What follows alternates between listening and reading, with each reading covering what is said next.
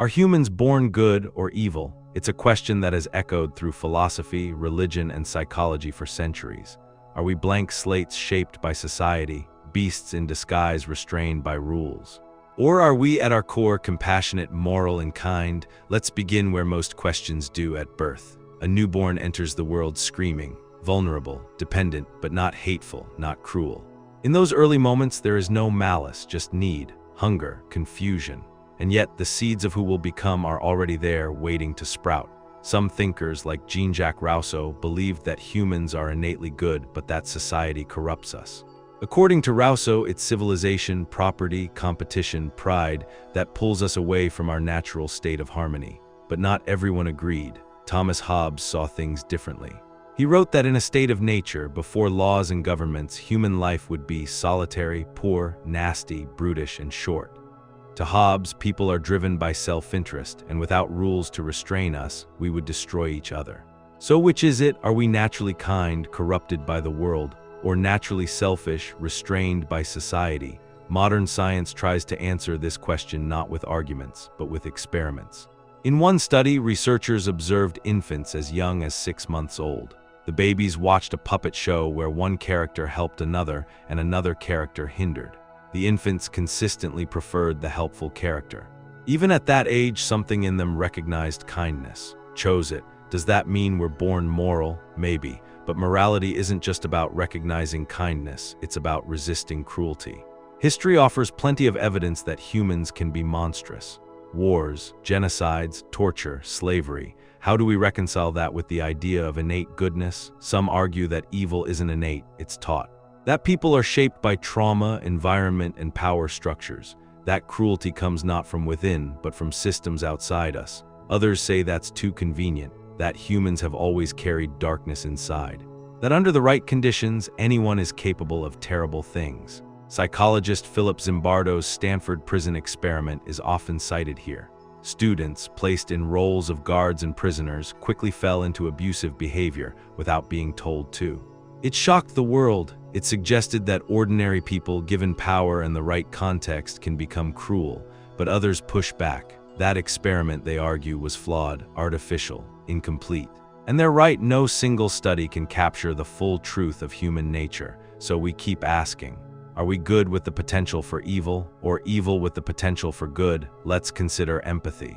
The ability to feel another's pain as your own. Neuroscientists have found that our brains are wired for it. Mirror neurons, shared emotional circuits. When someone else suffers, we don't just see it, we feel it. This suggests that compassion isn't a learned behavior, it's embedded. But if that's true, why do we harm each other? Because empathy has limits. It's strongest for those we see as like us. Family, friends, tribe, nation. When someone falls outside that circle, empathy fades, or worse, it reverses. We dehumanize. And that's where evil begins, not in hatred, but in indifference, when someone's suffering no longer feels real to us. When their pain becomes background noise, when we see them not as people, but as obstacles. Every genocide in history began with dehumanization, not with violence, but with language, with metaphors. Vermin, plague, parasite. Once a person is no longer a person, anything becomes justifiable. But that also means the reverse is true. The path to goodness lies in rehumanization, in expanding empathy, in seeing others not as them, but as us. Religions across the world echo this. Christianity speaks of loving your enemy. Buddhism teaches compassion for all beings. Islam emphasizes mercy. Hinduism calls for ahimsa, non-harm. Across cultures and centuries, wisdom keeps whispering, we are one, yet we still fail, we lie, we cheat, we hurt. Why? Because we are also animals. We compete, we seek status. We crave safety, control, pleasure.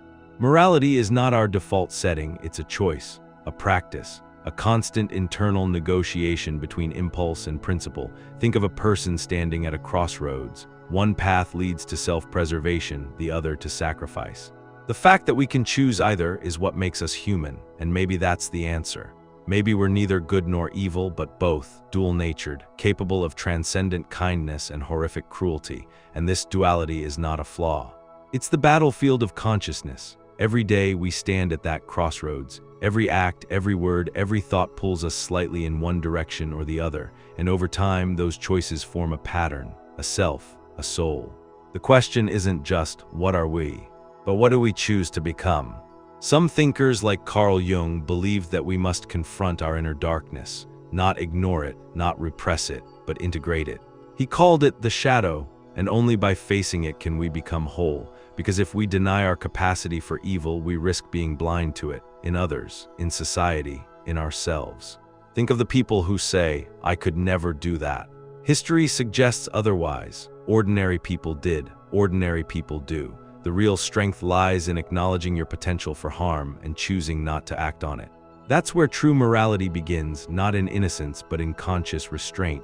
And yet, there's something else. Despite all our flaws, we build hospitals, we risk our lives for strangers. We create art, shelter animals, fight injustice. For every cruelty, there is kindness. For every fall, a hand reaching to lift. Maybe that's the final truth. Humans are not born good or evil. We are born unfinished.